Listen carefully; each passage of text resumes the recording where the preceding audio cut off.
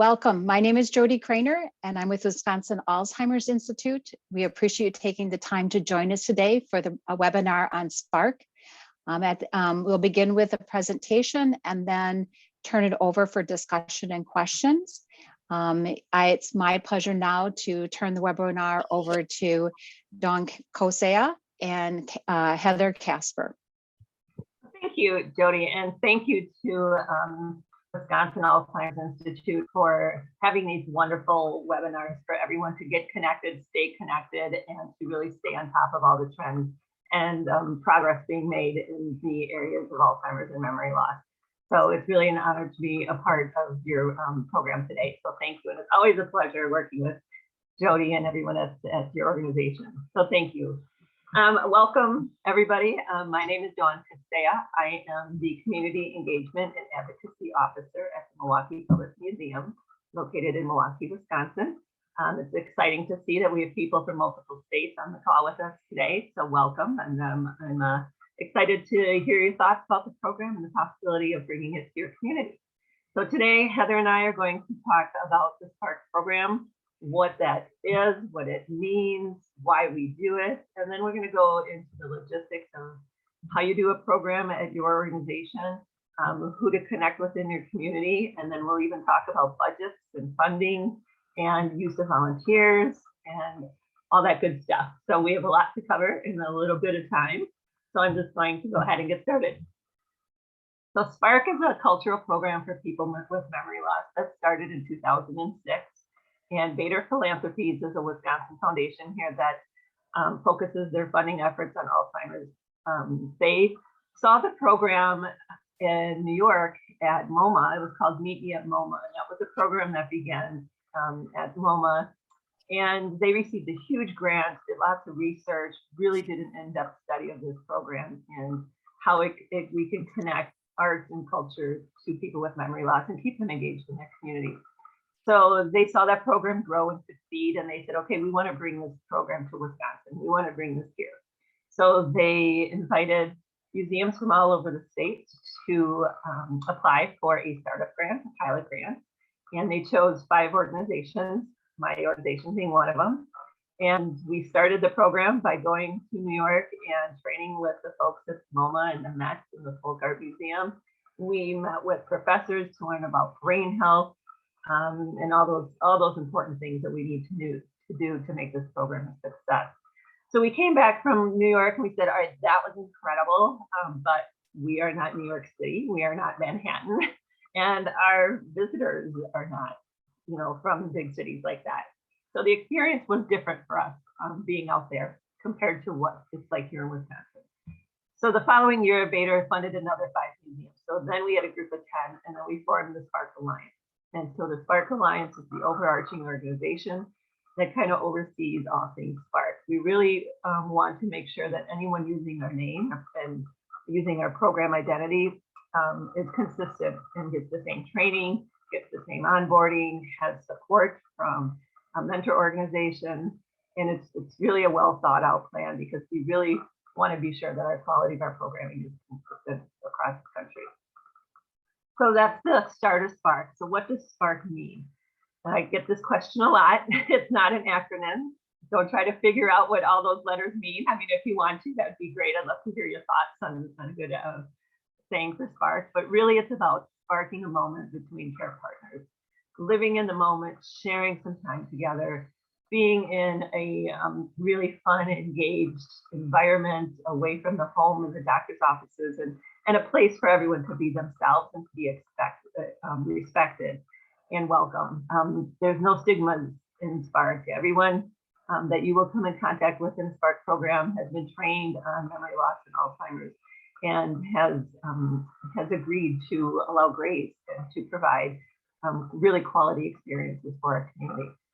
It's geared for early to mid-stage memory loss. We do not ask for proof. We do not ask any kind of questions when you call the register about where you are in your journey. It's just if you're coming to Spark, it's because somebody told you you should come to Spark. And that's what it comes down to. And so we welcome everybody. Since COVID, we have seen that we have lost a lot of our Spark participants, unfortunately, to the disease. And so now what we're seeing post-COVID is that care partners are still coming by themselves. And that is something that's really important because they've lost their sense of community. And this was a place where they came every single month with the same people and made new friends along the way. And so they kind of have been lost since the pandemic and all that seclusion and isolation. So we're starting to see caregivers who want to keep coming, and they might bring a friend, and that's fine. We don't limit our programs. We don't, like I said, we don't ask specific questions.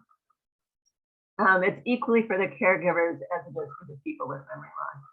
This was something that I don't think we really appreciated when we started the program 11 years ago. We were really focused on serving the individuals with memory loss, but as we invited their caregivers in, it's not a drop-off program. It's a community program, so you come with a loved one or a friend. And we started to really see the impact that the program made on the caregivers. And then we really thought, okay, let's really put focus on that. So it's a really enriching program that's educational. So everybody there will walk away, hopefully with something new or something exciting that they've learned or expressed. So it's equally for both the caregiver and the care receiver. We use multisensory objects and experiences to guide our program. This is important because senses, you'll hear me talk about this in a little bit, but when you're stimulating the senses, your brain is stimulated. And so we really focus on the use of objects and content to guide our conversations and our programming. And lastly, it's all about living in the moment. We really focus and design our programs to be appreciated in the here and now.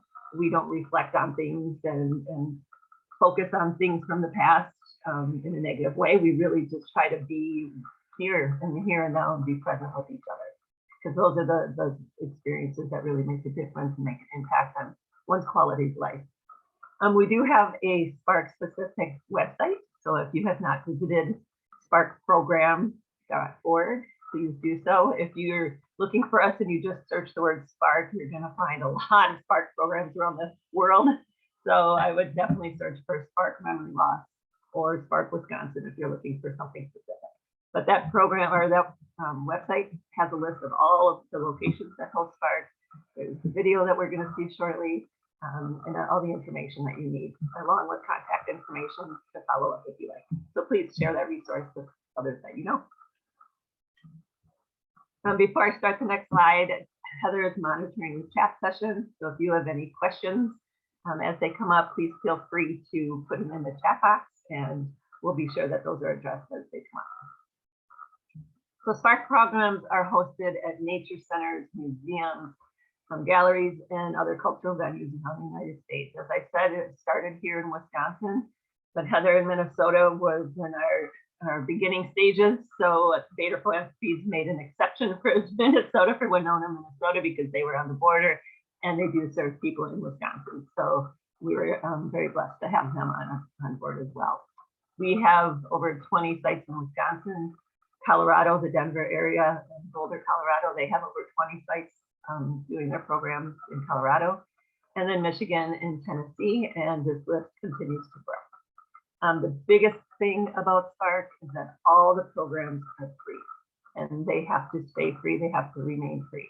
So when you're thinking about bringing a Spark program to your community and you're looking at funding or getting support, we really have to stress that this program remains to be free and that you have the ability to sustain it that way. So that's really important. We want to take down those financial barriers so families can stay engaged in their community. And we're going to talk about funding later on. So Spark is really all about having guided discussions. The role of the facilitator is to facilitate and monitor the discussion.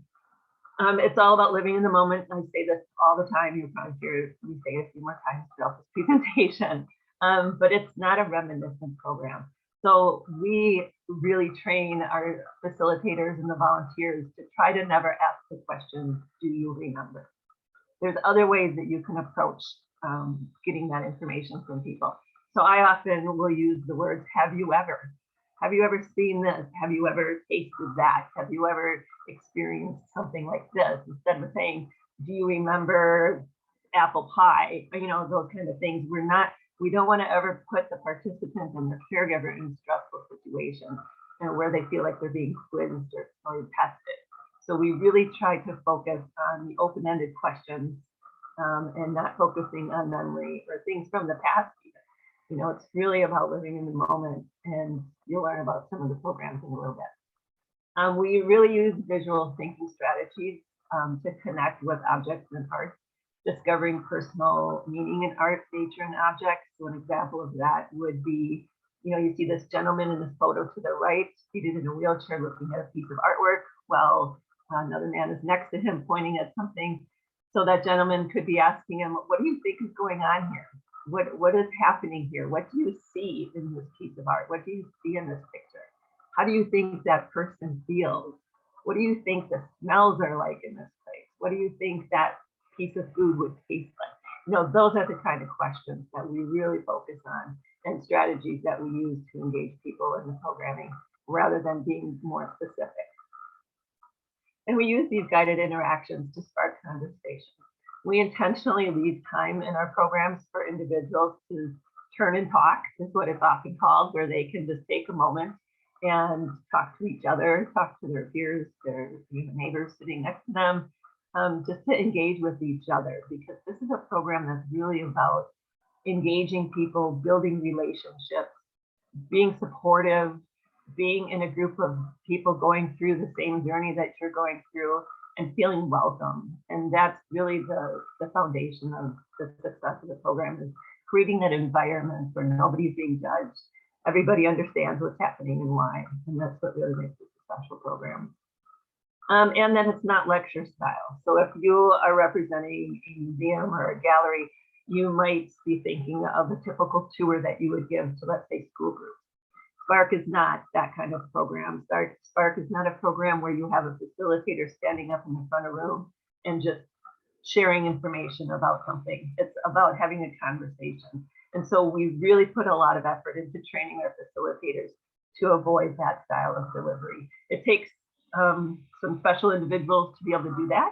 Not every docent, volunteer, facilitator is comfortable in that kind of approach. So we are really selective in when we choose our volunteers and our facilitators to be sure that they have that understanding that this is really not lecture, that this is just about being in the moment and being present and having a conversation with some new friends. And that's the approach that we take. Any questions so far? Anything in the chat, Heather? Nope. Okay. So I talked about sensory stimulation. Sensory stimulation is brain stimulation, and that's really what our approach comes down to. If you put something in somebody's hand, you know, it changes everything. It changes what's on their mind, what they're going through, what their stresses might be, what's hanging there in their brain that day. It might be something negative, it could be something positive, but when you put an object in somebody's hand, you know, their focus all goes to that object. And so that way they're able to connect with you. They're able to connect with the themes that you're choosing. They're able to connect with the content of art that they're looking at, or the scenery off of a trail. You know, if you imagine standing on a trail on this beautiful fall day, and with the colors changing and the leaves falling from the trees and the wind and the crisp air.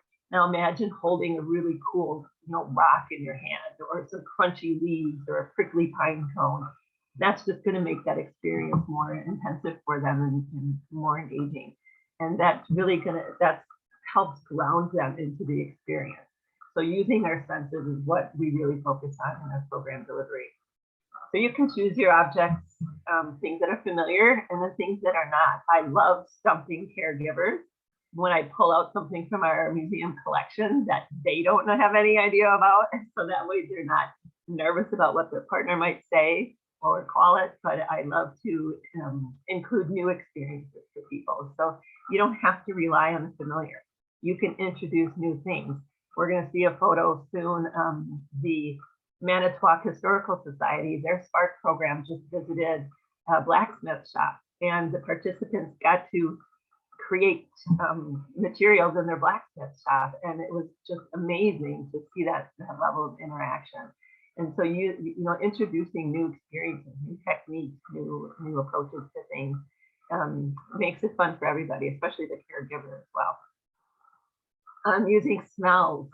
There's so many different smells. I was at the domes, Metro Park domes yesterday, because they're going to be starting Spark, and I walked into one of their domes, and the smell of the flowers just hit me as I walked in the door. It was just fabulous. So there are so many different ways, and you know, it doesn't all have to be pleasant smell.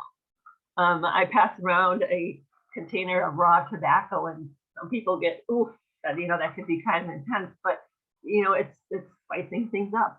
We really just want to keep that brain working, and it's kind of really fun to build a conversation around something not so pleasant. You know, I have the ability to bring up live cockroaches, you know, and that's something that not everybody is excited about. But by the end of the program, it's like, oh, okay, they might not be so bad. So, you know, that doesn't have to always be pleasant things. So think about challenging yourself and selecting your objects and your things that way.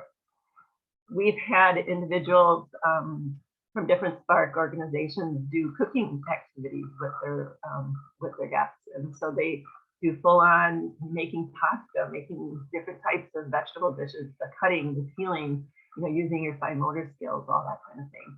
So, you know, if you're going to do food interactive in your program, though, I want to stress that you talk to the families and make sure that there are no dietary restrictions. Because the last thing you want to do is cook up something great that somebody can't eat. So you just want to make sure you cover those bases ahead of time. And then each program includes just that multisensory approach. We try to have a list of, okay, here's something that's going to be touched, here's something that's going to be smelled, here's something that we can look at, here's some sound. I've purchased a Bluetooth speaker that I take into my program, and I might play a background soundscape of bugs and crickets, things like that, if we're in an outdoor environment exhibit. Bringing in just soft music as people are talking, those kind of things. So there's lots of different techniques that you can use to incorporate the senses. I do want to mention, if you work at a museum, make sure if you're a volunteer that you're getting approval to bring things from the outdoors inside. For my organization, everything I bring in from the natural world has to go into deep freeze for 2 weeks. And that's just a policy that we have to protect our collections. And so if you're a volunteer, even those of you who are going to be working with museums, just kind of keep that in mind and find out their policies and procedures for bringing things in from the outside. All right, so before we show the video, I just wanted to give you an overview of what a Spark program really looks like. So here's the sample outline. So we start with a 30-minute social time, and every program is a little bit different. This is not the standard. Everybody does things that work for their location, that works for their time frame. You know, this is just a snapshot example. So don't feel like this is the be all end all of what an outline would look like. But I like to encourage people to allow that 30-minute social time. So if our program starts at 1 p.m., I open the doors at 12:30. I have coffee, tea, and water available, a coat rack available in the winter cooler months. And it's just in a space where there's lots of windows and people can get comfortable and help with that transition from leaving their home to coming into the space, finding the room where we're meeting, walking into a space with a lot of people that don't look familiar. You know, we want to give that time for people to become comfortable. And so having that time, that transition time, is really important. Then when it's time to start, so when 1 o'clock rolls around, I always start with an overview of the program, what's going to be happening that day. And that's really important because people they don't like being in the unknown. I don't like walking into somewhere for 2 hours that I don't know what's happening or where we're going to go or what we're going to do. So it's really important to give that overview. So I typically say, okay, well, we're going to be finishing up our coffee, and in about 5 minutes, we're going to be walking to the elevator and going up to the 3rd floor, and then we'll have a short walk into our Arctic gallery where chairs will be set up and we'll have a seat and do our program. So I mentioned the amount of walking. I mentioned where we were going, what floor we're going to be on in case there's an emergency or if they have to leave us, they know where we are. And then also telling them that there's going to be chairs available. You know, I have a lot of walking to get around my museum, so I always have 2 wheelchairs available in our gathering room.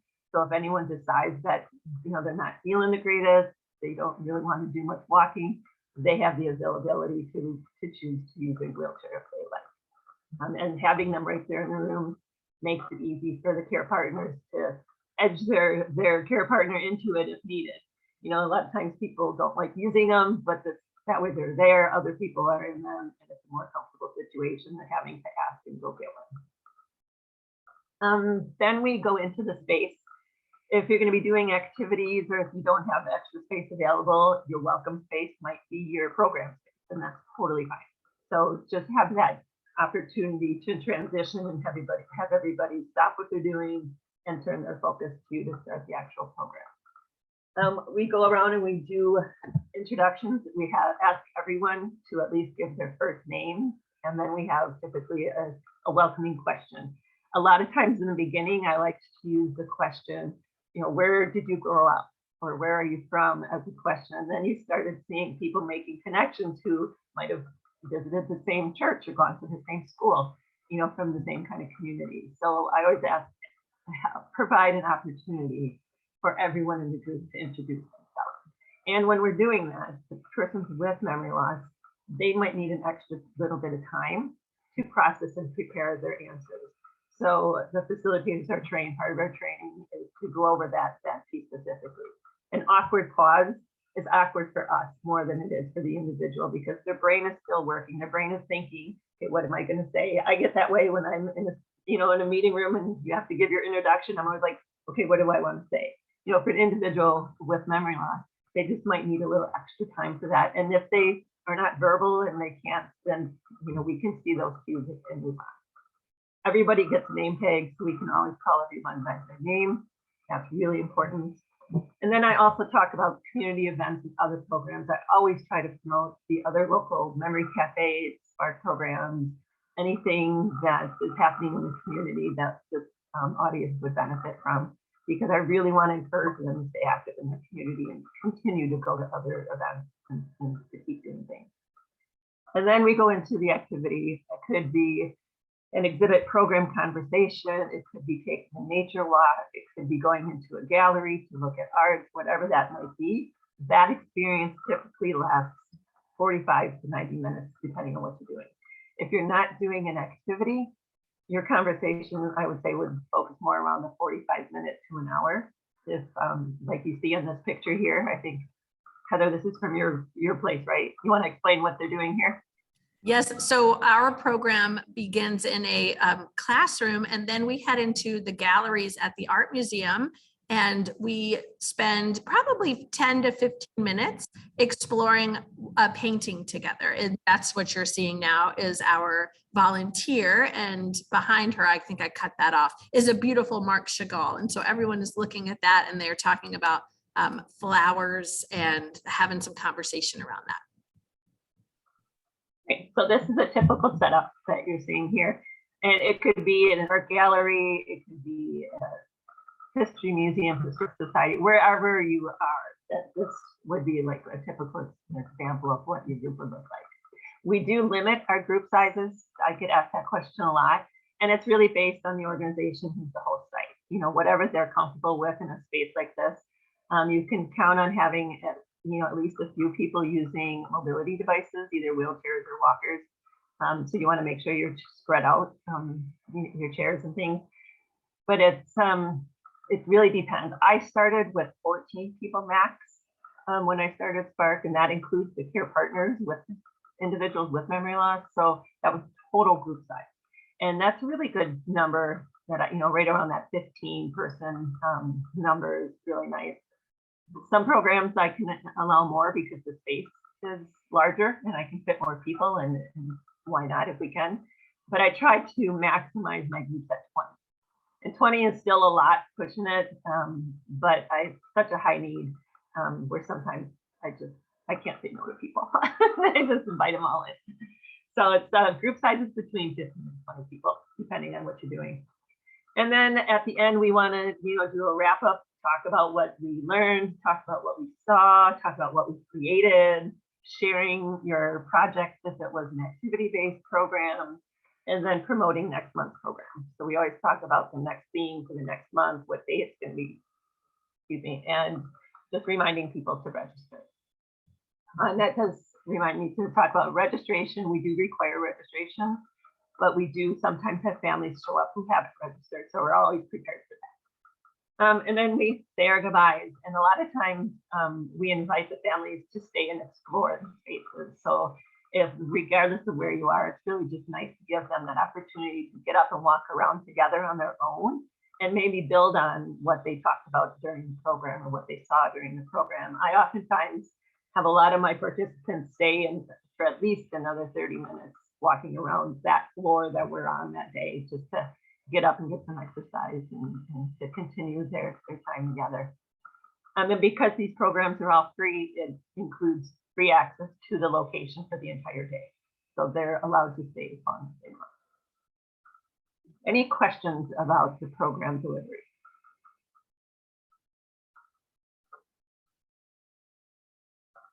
No. Heather, if anything comes in, just stop me. All right, so now we're going to watch a video. This is, I think it's a 6-minute video, but it really shows what a Spark, 3 different Spark programs. So one of them is an art-based art making program that you're going to see from the Racine Art Museum. And her programs are coming into a classroom studio, and they always are creating something. So her programs are typically very art-based. Then we're going to see the Woodson Museum in Wausau, and they do a combination where they'll go look at art, and then they'll come back in the room and do an activity related to what they just saw. And then you'll see an example of my programs where we're just in the exhibits, and I don't do any kind of activity. So hopefully this will work.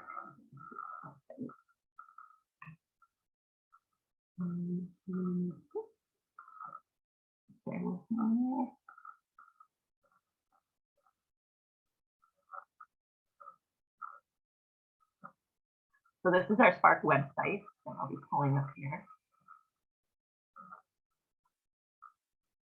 And this is where you can find the video if you want to share it with somebody in the future. Thumbs up if you're hearing it. Okay, Heather.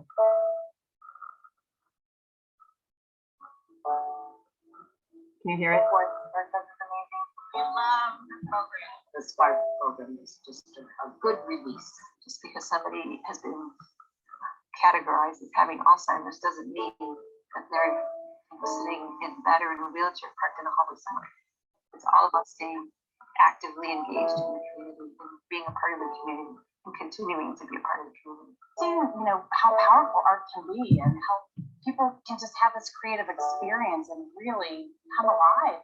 There's been a number of participants when they arrived, there wasn't a lot of life in their eyes. And then at some moment in the conversation, you see their eyes light up. It's not a complicated program, Lily. We feel honored to be a part of their journey through dementia.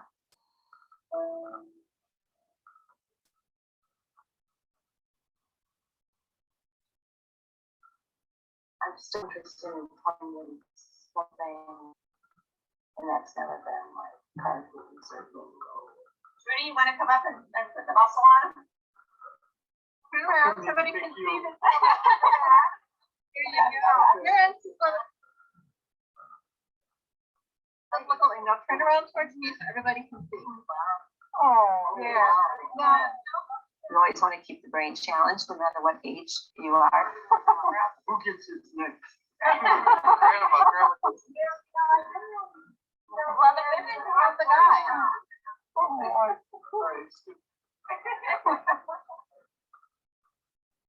It can be more than a challenge working with dementia. As I said, he's at the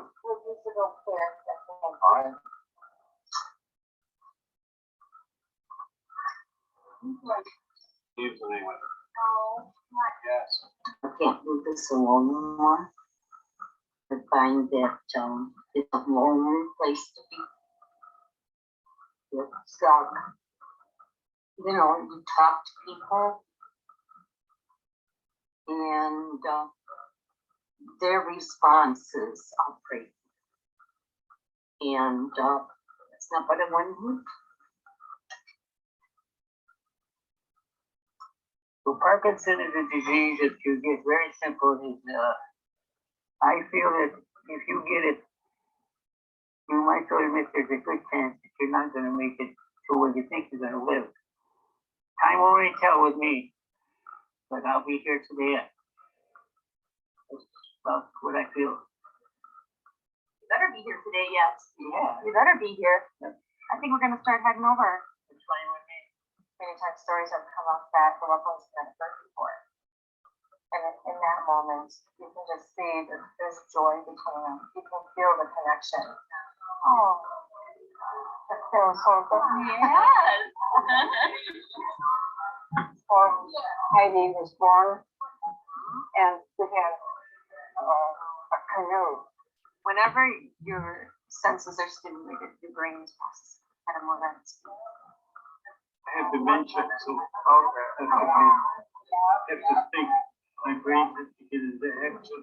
Having experiences that are in the moment rather than, worrying about things from their past or, what happened that morning. Oh, so happy. I don't know what this means to me. Right, you don't know what it means to. We have a really special treat. We have a really great exhibit this summer. All of our exhibits are about animals. And we actually have an artist sitting here today. There's one we're gonna look at. What we're gonna do watercolor painting. We're gonna create a tree with tape. We are gonna do a nice sky and some grass to give our birds some environment.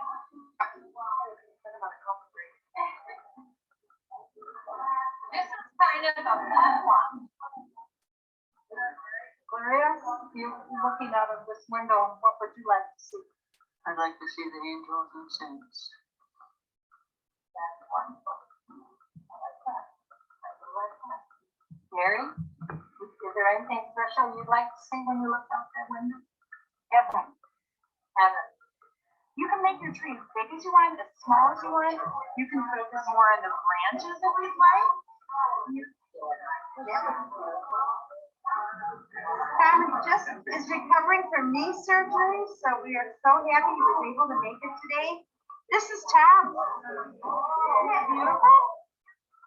So we were talking about a journey to space. And a lot of times when you go on a journey, it's nice to take notes or maybe make pictures of it. So we have some journals that we put together. And what's your journey all about? I think I'd probably do like every other human, grab a hold of something and hang on. Go. If you're gonna go whether you like it or not. When he got on that spaceship and took off, and he's the only one there. He ran it, he guided it, he did everything to it. That had to be really something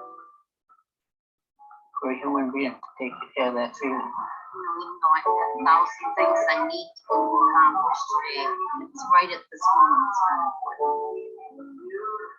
I probably could sit here a little bit longer and just create something else. That's what I feel like I want to do. I feel very relaxed.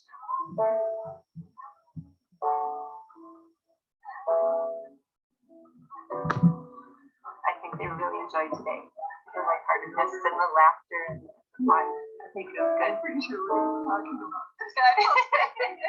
I'll make sure you and to come out for a day like this, where they might feel that, okay, now they're more equipped to handle. Okay, let's try going here today. Let's try going to the town forest. Let's try going to these other places based on what they saw today. It's just to like take it over your body and your hands and what they're gonna get, excitement if you put the brush down and you see what you did. It's tremendous. Everybody should have that feeling once.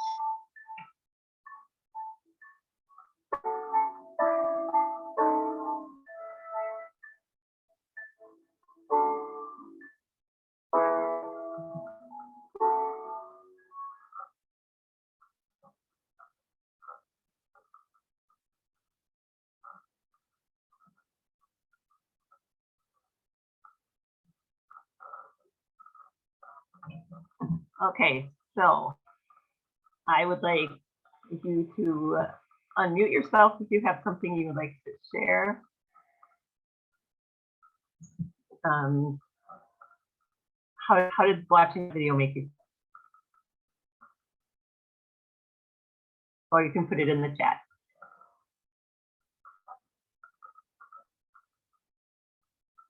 Anybody?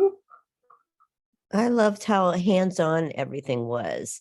And, you know, it's nice to have a program where the caregivers are also with the partners. Yeah, So yeah, go ahead. I just thought of some things that, you know, just we could apply to where I work as well. It's nice to, you know, kind of give them an idea of what's happening throughout the day. I mean, we usually do the same things, types of things every day and have some routine, but there's something to be said for introducing all that's going to be happening for that day. I like that idea.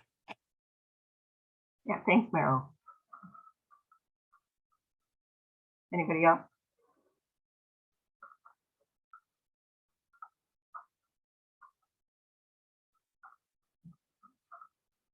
Oh, all right. Well, I think we all kind of understood that that video really showed the transition that the families go through from their home, getting to the program, and then what the program does for them as a couple, as an individual facing these challenges that come along with this disease.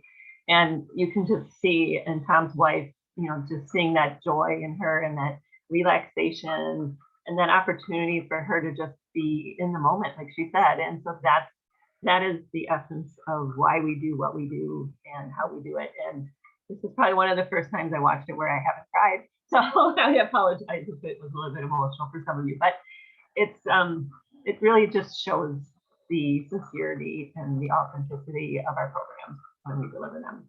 Heather, did you Don, want- I'm going to interrupt with a question. Oh, you're muted, Heather. Okay. Sorry, I'm too fast with my finger, muted and unmuted. We have a good question from the chat. We have a couple of folks chiming in. And one question is, it seems like the museum has to initiate the program. How does it get presented to the agency? Oh, that's a really good question. And that's, I think why we're here today is really to bridge that question. So thank you for that. So Spark has to be held at certain locations, and we're going to talk about that in a minute. But the agents can be the advocates to bring in this program to your community. So the agents, DCSs, and those of you agents in the communities, you want to identify the locations that you want to work with. So you want to choose your site. If you're in a rural county, we have a lot of park systems that are doing Spark now, smaller galleries, historical societies. You might have a dance studio, you might have, a small gallery space, whatever that might be. And if you don't have many cultural organizations in your community, you can use a library. Libraries are really focused on memory cafes right now, but Spark can be held in the library if you have trouble finding another location in your community. But I really help, so I do a lot of the onboarding for new organizations, and so I help you identify those partners. And sometimes it's easier if I reach out to an organization and ask them if they would be interested, because if you go museum to museum, you're going to get maybe a more interesting conversation where the recipient that you're approaching, if you approach them as an agent, they might just think that you're asking them to offer some free services for your folks. And that's not what this is about. So a lot of times I work with a community in identifying where they want to have the program, how they're going to choose their locations and their partners, and we're going to talk about that a little bit. So I hope that answered your question for now. Anything else? Yes, actually, yeah, I'm typing an answer, but I could probably say it faster. Somebody asked if we typically expect people to provide their own transportation. We require a care partner to attend with them. And yes, and yes is what is what I'm typing. Yes, we typically, I think most of the organizations do not provide transportation, although that is certainly something that, if it is available, would be a fantastic thing to offer and include into your program. And then the care partner is required. So this is a partner or dyad program. Another question said, what about a high school art department? May spark intergenerational connections. Another question, is this once a month or bi-monthly, or what is it, is it what we want it to be? Right. So I'll address the high school question. That has been one of my Spark dreams for like the last 6 years. I would love to have a community choose a high school to be their Spark host site because there are so many opportunities.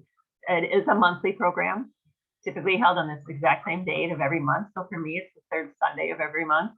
I pick Sundays because downtown Milwaukee is a ghost town on Sundays, and it's not heavily traffic and parking is free on the street. So, but you can pick any day of the week and time. But a high school, they would have a robotics club who could, engage for 1 month. They have the orchestra, they have the drama club, they have forensics, all these different organizations happening in that school. Each one of them could take a month, and you would have your program, and it would be so easy. But we would ask that you would give all those students some kind of training, because we really want to encourage them to learn more about this disease, because chances are they're going to be facing it with a loved one in their future. And so we really like to use that opportunity. So we've had a Spark program in Waukesha that worked with a student drama program over the summer. And so they did a 4-week program with the drama students, paired up with a Spark dyad. And at the end of the 4 weeks, they put on a play in the park that was The Wizard of Oz. And it was amazing. And if you want to hear more about that, I can talk to you about that offline. But there are definitely lots of opportunities to engage a high school for sure. I love that idea, and I'll help you do it wherever you are. Anything else before I move on, Heather? No, okay.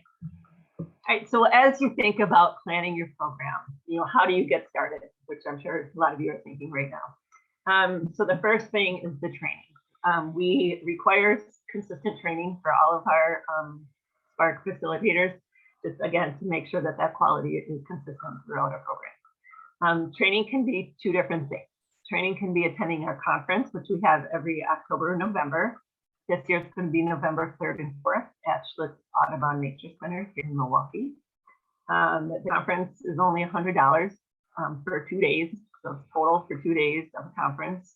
Food provided both 2 days, and some great opportunities to learn so much. If you can't attend the conference, you can find funding to have me come out and do a site visit and do on-site training for your entire team. That training typically is around $300 plus travel expenses to get me there. But that's when I'm there, you basically have me for a full day, if not 2. And when I'm there, I usually will meet with any of your key stakeholders. If you want me to meet with your marketing team or your development team about fundraising, or you might want me to meet with your group of volunteers and maybe do an extensive training with them, anything, I really help you to do whatever you need to do and what you need from me. So those on-site visits are really beneficial because you can include a lot more of your staff to those, and they turn out, and it's just really beneficial. Then you got to think about what was your program going to look like. Are you going to do just activities? Are you going to use a classroom studio space and do a project-based program, or are you going to do a nature or exhibit-based, or a combination of both? Those are conversations you need to have internally to kind of think about the framework of your program. Then we have to think about where will the program take place.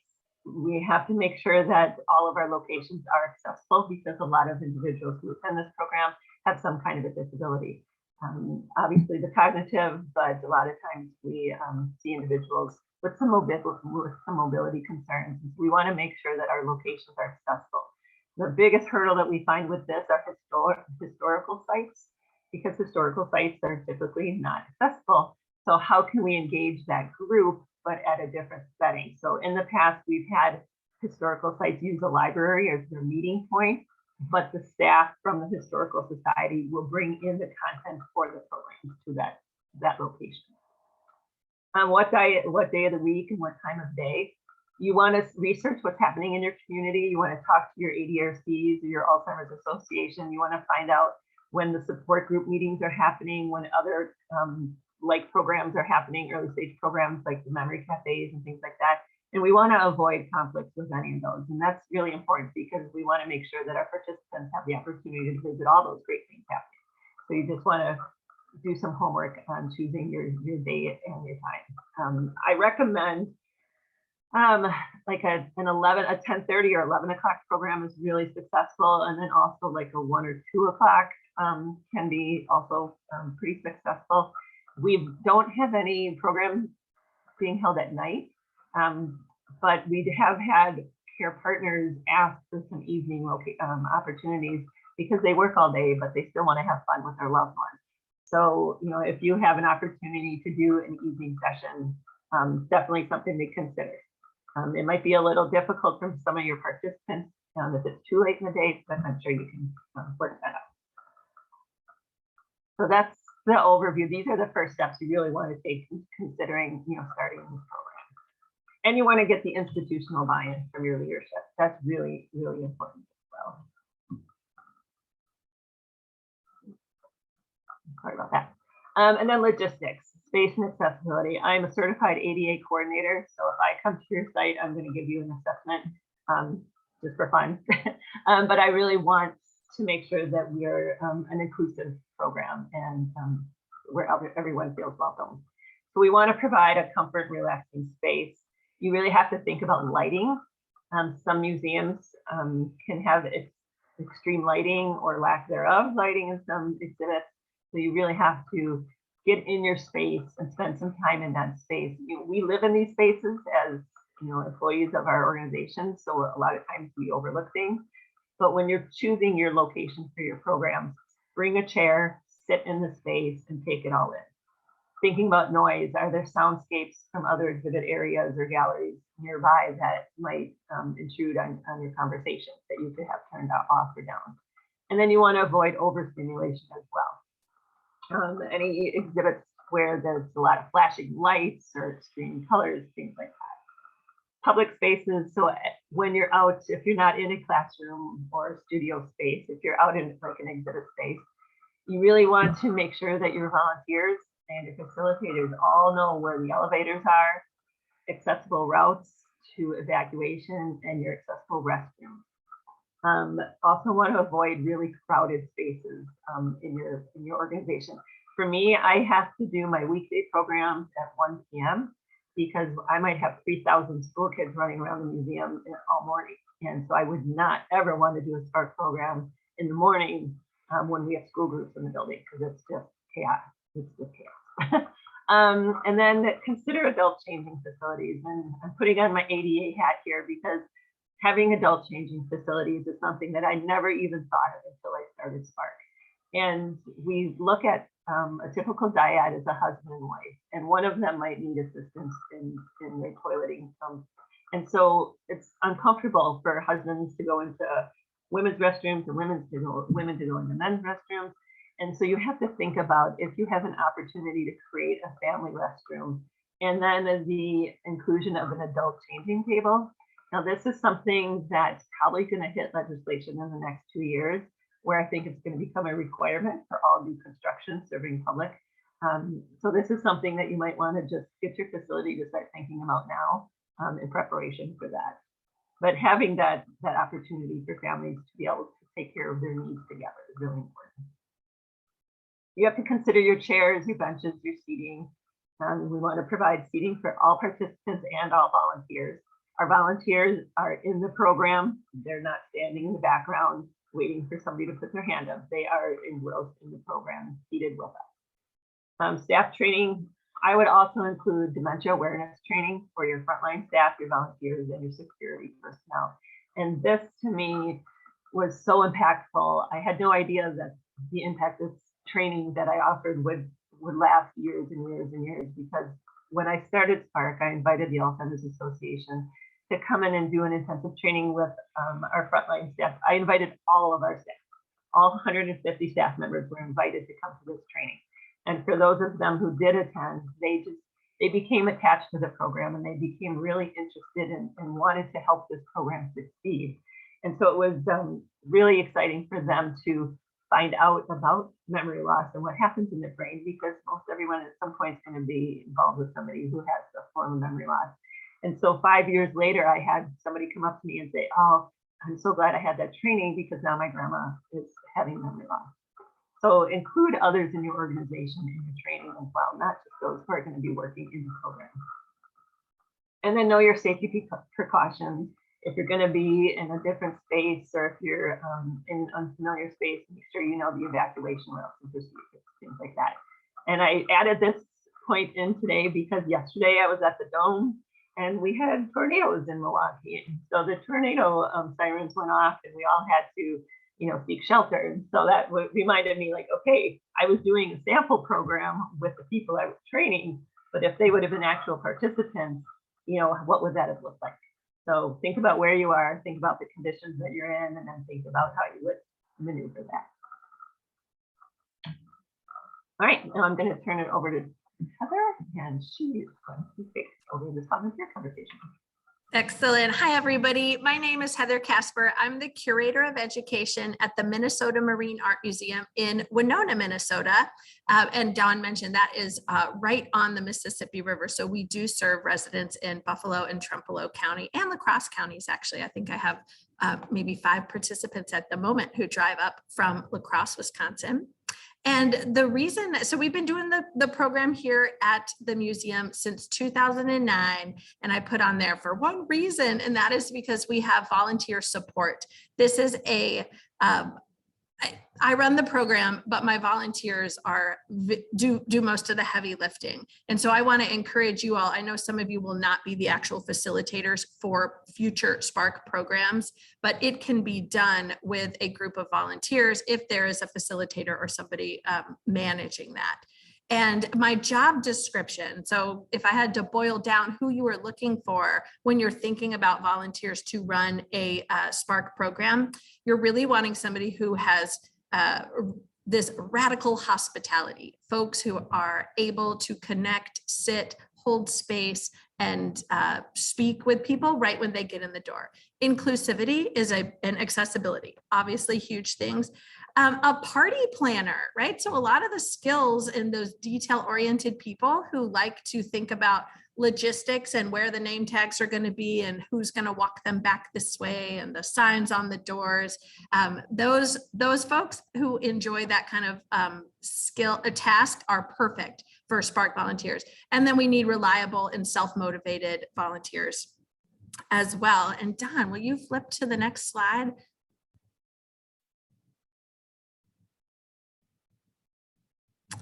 So I want you to think about your own volunteer experience, either just in your head or if you can share it in the chat or just unmute yourself. When you have volunteered, when is the time that you have felt especially satisfied? And pretend that I didn't show you the things below that say, did it correlate to? Because I'm kind of doing some leading. I'm guessing that when any of us have volunteered for various things, when our satisfaction is correlated with our effort, the amount of work we put in, somebody acknowledging that effort, showing gratitude, and making a difference in someone's life. And I would say that all 3 of these things are possible when you find and recruit and train and kind of nurture your Spark volunteers. And I guess I'm not going to really let you answer. Don, you can just move right on because I want to save some time for questions. So kind of again, thinking about like how to have real success with volunteers, empowering your volunteers. If you're hoping that they will be free labor and do everything that you want exactly how you want it, you're not going to feel really successful. They have got to have some decision-making and some power. And then prioritizing personal connections with volunteers. It is true that an aspect of having a volunteer run program is that you have to give it a lot of time. So if you need to make sure that you're building that time into the facilitator's schedule so that you can nurture those and get really great results. So my top tips: make time. You just have to put it in. The better relationship you have with your Spark volunteers, the better the outcomes. Give them ownership. I give my volunteers a budget and I say, what do you guys want to do in February? And they throw out different ideas and we talk about what might be possible. Ask specific questions to better gauge who will do what. I learned this years ago with volunteers. Don't mistake consent for commitment. Because if I throw out a great idea and I say, wouldn't it be great if we all did this? They all are going to nod along and say, yeah, Heather, yeah, that's a great idea. And then I am sometimes guilty of wrongly assuming that they all are going to help me do that. And so I have learned to say, which of you would personally be willing to commit to help with that task? And you can rank their level of interest. If we had to pick 3 things, what 3 things do you most want to do? This is the next bullet point. Don't create problems where there aren't any. Recovering perfectionists take note. I sometimes cringe when my volunteers say, well, can you remember when you used to sing this song in school? And I'm thinking, no, you're not supposed to say that, right? But it often is not a problem. And I have learned to let it go and understand that there are truly a lot of different ways to get to the same end, which is everybody having an enjoyable, safe, pleasurable, stimulating Spark program. And then, like Don mentioned, that training piece and it is really key. So we have 2 new volunteers to our Spark program, and I've budgeted for them to attend the conference, which is happening. I put in the chat right away here, November 3rd and 4th, north of Milwaukee. And also done some Dementia Friends training in Minnesota. That's a thing. I don't know where you all are located, but we have like a 1-hour Dementia Friends training that is free and available at our Senior Advocacy Center in town. And then we do any other opportunities that come down the road. I will set aside money to train them to be better prepared to run this Spark program. So this is kind of back to my party planning and hospitality. So we have a 100% repeat rate with now some of that is that Winona is a small town. We have 27,000 folks, but 100% of people who have visited a Spark program in the 12 years we've done it have come back. And I think, and I don't have like survey results to say this, that it is because of the effort that we make in the hospitality department. We make sure to personally call everybody the day before or text or email with a "we're excited to see you tomorrow" message. We decorate our space. The volunteers bring in flowers or their own decorations from home to make the space look nice. People walk in and they all say, oh, we have treats. And some people do food and some do not. We do offer some sort of snack or pretzel along with a beverage. And then the volunteers are fantastic at this. This is what I appreciate them the most. They will partner with somebody. So I have 5 or 6 volunteers hanging around at each program. Well, they don't hang around. They instantly greet somebody at the door. They walk in, they sit with them, and they have a conversation and engage that person until we're kind of ready to start, which I think is why people come back. They build relationships with our volunteers, and they go out to lunch, and there's all sorts of things, right, that kind of happen out of that. They listen, they hold space, they're comfortable with silence. They've taught me to be more comfortable with silence. What is not hospitable, Don touched on this, volunteers standing in the back of the room, watching, lurking, kind of waiting to be needed, but making it very clear that like they are not participating, talking to each other, rushing around, feeling nervous that they don't have something together, or dominating the conversation. We do talk about that as well, because we all are excited to jump in ourselves. So we try to leave space for our participants. So moving from volunteer to funding. So when you think about who is going to fund your Spark program, I think you should think about organizations or people whose values and mission align with the values and mission of your Spark program. So these are people interested in supporting wellness, creative aging, mental health, accessibility, inclusion, people interested in a social return, right? So strengthening the community and improving people's lives. Once you've identified those organizations, they often look like health organizations, local service clubs, family foundations, or individuals. Start slow. This is just that kind of, invite them to a program, a lunch, don't ask for the moon right away. You're just building and nurturing a relationship, and emphasize how you will be helping them meet their mission more than how they can help you. So I'm kind of thinking also about partnerships, community partnerships. I think it's worth thinking before you start a program, who can help you partner? So we talked a little bit about financial partners just a second ago, who could actually give you the dollars and resources to help you pay for some of those costs, which I'll show you in just a second. Program partners. So it doesn't always to bring in some music therapist, and they do a sing-along session for us once a year, or we will budget money to bring in, we saw in the video, right, like a massage therapist to do hand massages. So think about who then communication partners. So getting the word out is always important. And I know your marketing and communication teams, if you have them, will have ideas too. But make sure that you let businesses know, let other organizations who might just put it in their newsletters that, you know, you're offering this program. And then I do think a targeted Facebook ad, I know you can really target to the maybe children of people living with memory loss who are on Facebook, like 40 to 50-year-olds in your area. You could really target it down for not a lot of money. 15, 20 bucks is a great thing. So I thought I would just mention that. That's worked for us several times.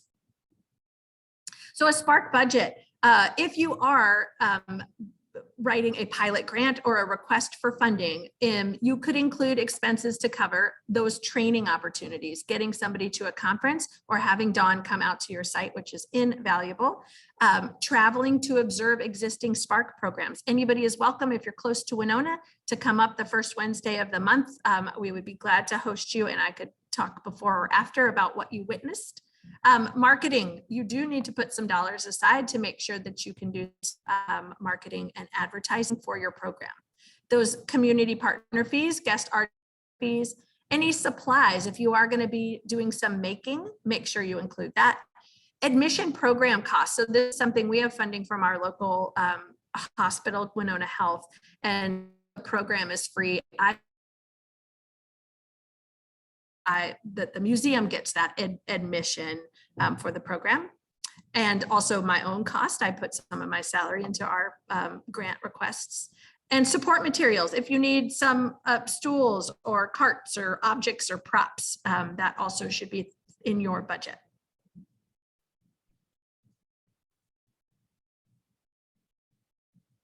It's coming. So Don's getting the next slide, which is just a Right. Heather, we had a question. Good. Will you be able to share the slides with us after the program? So Jody, I think that would be a question for you.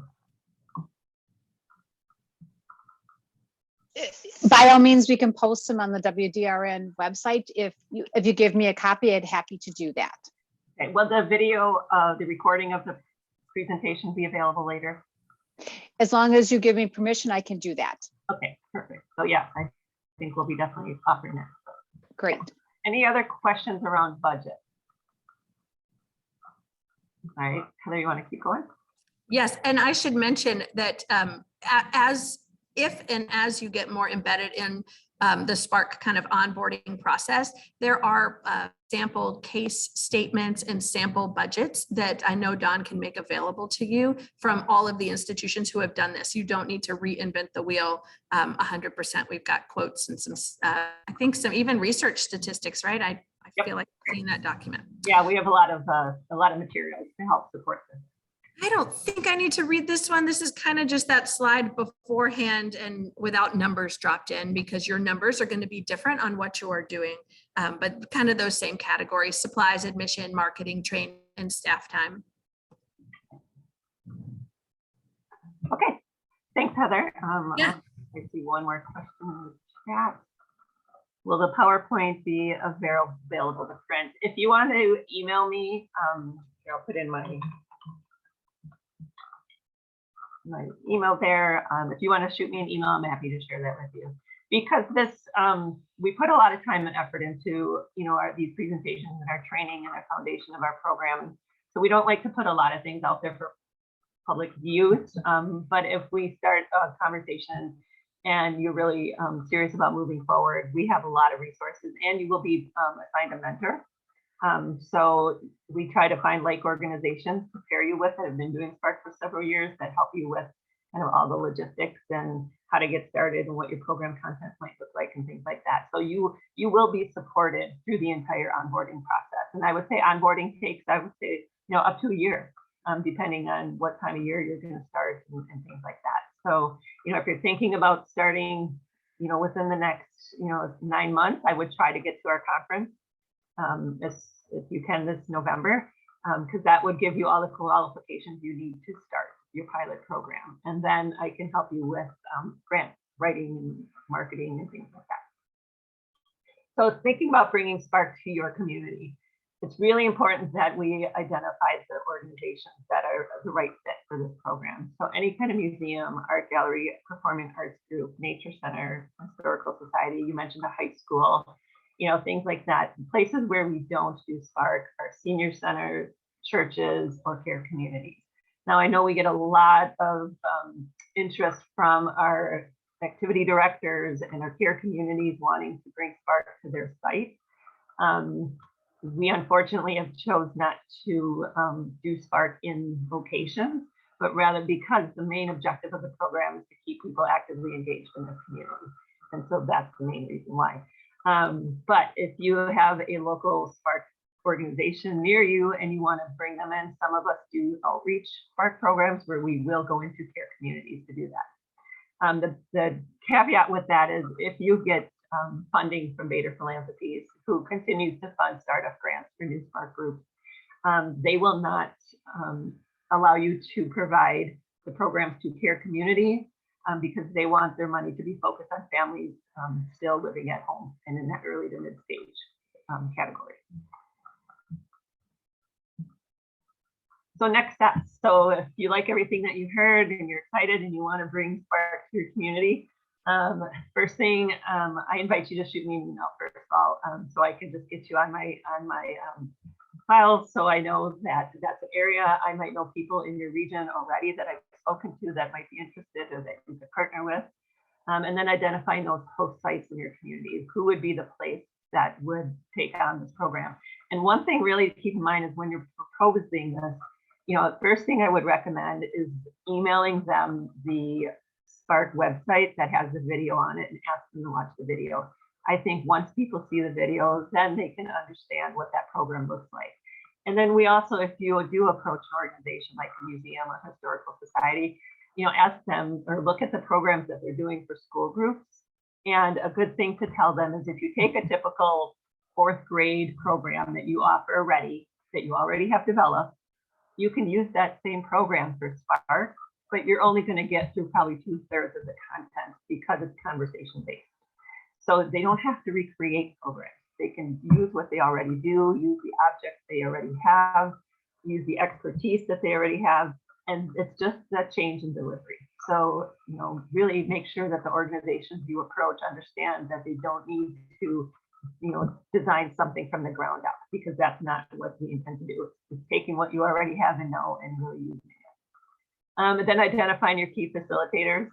The facilitators are the ones that are going to need the creative engagement training specifically. Like I said, you'll be provided a mentor, and then choose your volunteers.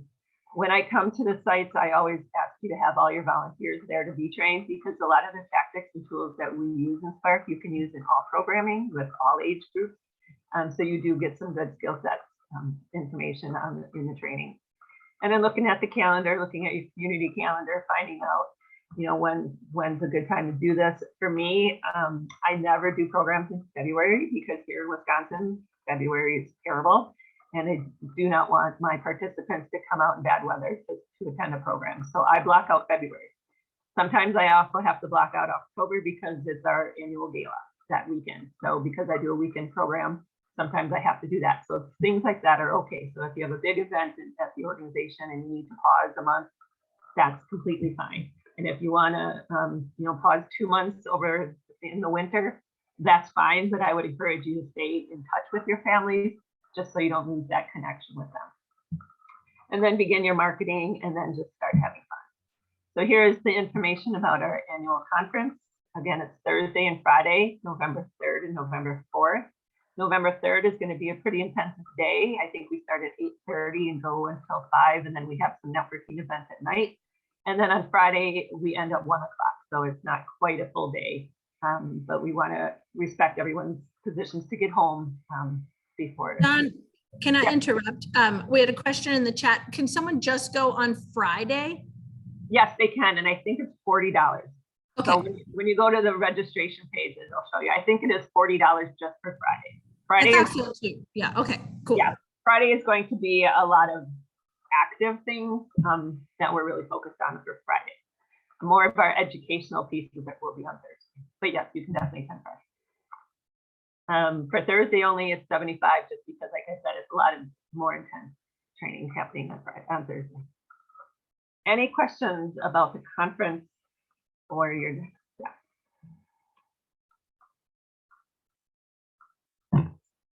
So here's our contact information for both Heather and I. Heather mentioned going and seeing some Spark programs already in process. I highly encourage you to do that. Every organization that you will find on our website will welcome you, will talk to you, will spend time with you to answer questions. They'll be very open and transparent with you about the startup process, lessons learned, all those kind of things. So, you know, we are a very unique alliance that we all really enjoy working with each other. And this is one of our favorite programs that all of us facilitate. And I really encourage you to really consider this, bringing this to your community. And I will open it up to any questions.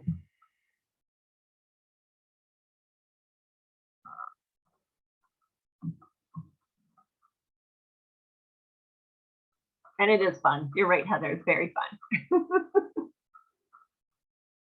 You know, and I'll say, you know, in the beginning, the first few programs I've done, you know, afterwards, we always have kind of a wrap-up meeting with the volunteers. You know, how did that go? You know, did you hear anything that we should know about to keep in mind with somebody? You know, should we do something different? That kind of thing. So if you you have that opportunity afterwards, and a lot of time I would have tears in my eyes because you see these connections that you make. You see these light bulb moments. You see these care partners looking at each other with joy and having fun together. And there's nothing that can replace that. And so this becomes a very powerful program for you as a facilitator and volunteer for sure.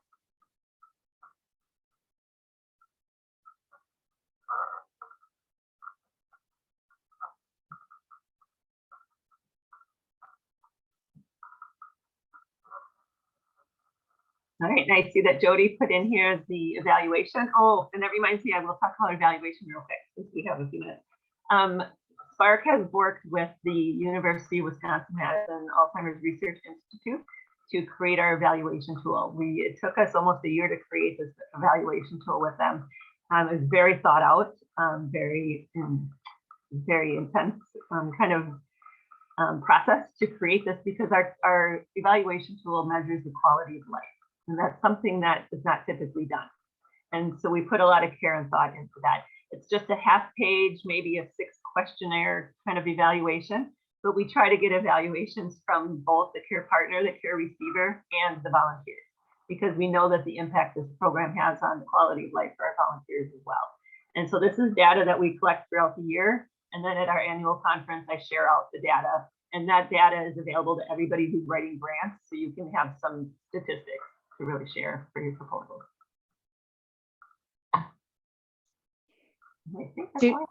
Do we have any other additional comments or questions? I'm not seeing any in the chat. In the eval that I put the link into, there is, again, opportunity to put your name and an email address if you'd like to have Dawn or someone else follow up, or Heather follow up with you. I personally totally enjoyed the webinar today. It's amazing to see where Spark has come and the breadth of opportunities and just the huge impact it has for not only the person that's living with a cognitive change, but also their care partners. So thank you so much for bringing us up to date where things are at, and the opportunity to also offer to the communities around Wisconsin and Minnesota. If there are no other ones, I will go ahead and do the link. And then I just want to get clarification. Let me just stop the recording.